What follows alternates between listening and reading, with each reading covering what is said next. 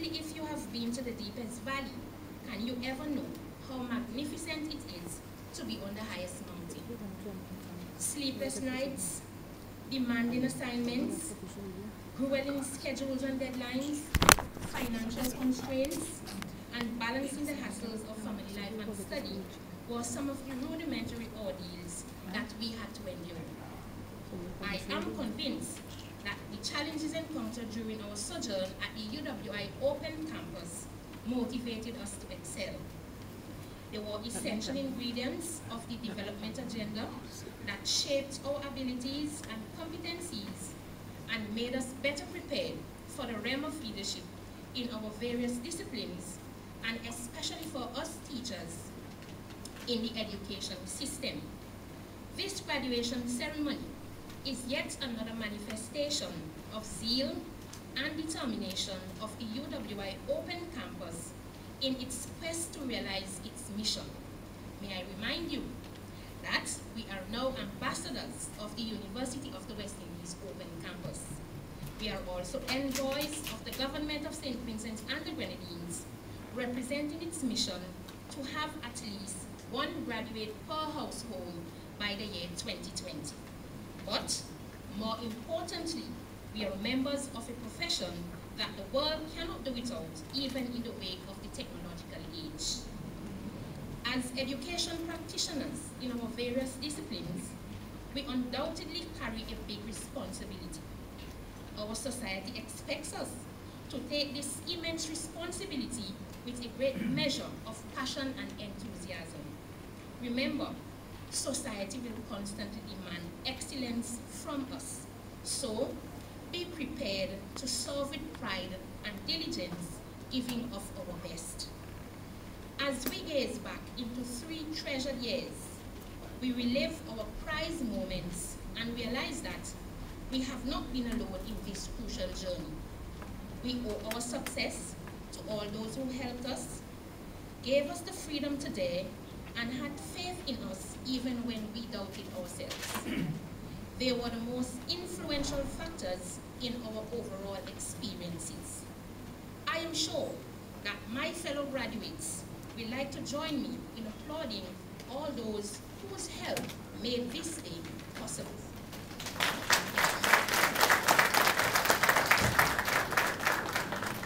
We owe our sincerest gratitude to the Almighty God, who gave us the health and strength that we needed to complete this program. We say a heartfelt thank you to our families and relatives, especially our spouses, for putting up with us and not complaining when dinner was late or non-existent. To our tutors, whose vision pushed us further and higher and gave us the opportunity and reason to excel, who forced us to think outside the box and to be at our creative best, we say a special thank you. We cannot forget those days when we were called upon to submit our assignments 1 hour before sitting the exams, knowing that at the University of the West Indies Open Campus, an assignment is never finished until it is finished.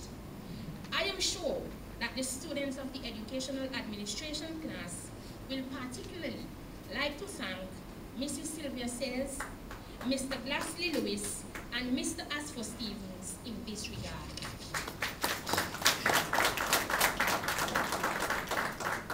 The administrative staff at the University of the West Indies cannot be forgotten for reluctantly accepting our assignments after a serious tongue lashing when we were just 1 teeny-weeny minute late. This served as our reminder to be early next time. Thanks a million. Mr. Keith Joseph rescued us in our first semester at the point when we thought studying sociology online felt like rocket science. He selflessly volunteered his service and gave us hope when we thought all was lost. He actually made our interaction with dead scholars like Karl Marx and Max Weber an exciting experience. Mr. Joseph, thank you for a job well done. To my fellow graduates from the Educational Administration class and the other courses, literacy, science, business, management, and counseling, who pored over textbooks with us, giggled and gossiped throughout the entire duration of teleconferences, drank innumerable bottles of sodas in forbidden places, and presented contending views, I say thank you. After all, students will always be students. Personally, I must publicly acknowledge Mrs. Margaret Sullivan for unselfishly giving up her time, often at short notice, to edit my work in an effort to ensure that I submitted in a perfect piece. I am also indebted to Mr. George Bristol and Miss Insa Prince, who tutored me from a distance. Miss Eve Knight, my study partner, made a remarkable contribution to this success. She ensured that she attended every class and took detailed notes whenever I was incapacitated. Mr. Hilton Brown and my little big sister, Miss Beverly Neptune, also made sterling contributions to this accomplishment. To all of you, I say a sincere thank you. To those who will follow in our footsteps, the future awaits you. And as Eleanor Roosevelt was inspired to declare, the future belongs to those who believe in the beauty of their dreams. So, follow your dreams. Additionally, the University of the West Indies Open Campus can be your oyster. Go find your pearls. So, fellow graduates, look around you and capture this moment on the canvases of your heart, as we may never meet like this again. But the fun memories will live on because each of us has left a unique and indelible footprint in the lives of the other. From here on, we will be taking our talents and beliefs with us wherever we go.